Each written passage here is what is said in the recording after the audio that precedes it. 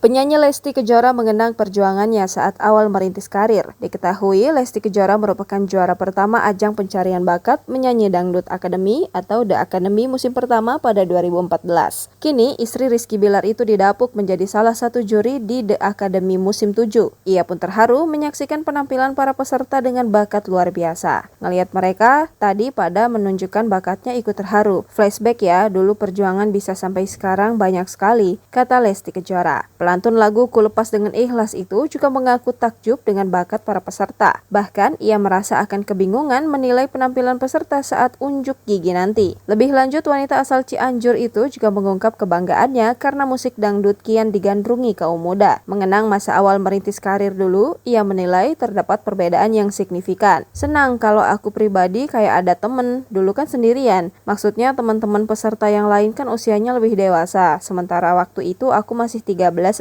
tahun. Sekarang banyak banget generasi-generasi muda ikut kompetisi The Academy ini semakin banyak, ucapnya. Sampai saat ini, Lesti Kejora juga tak menyangka bisa dipercaya menjadi salah satu juri dalam ajang yang juga membesarkan namanya. Ia bersyukur masih banyak orang-orang yang mendukungnya.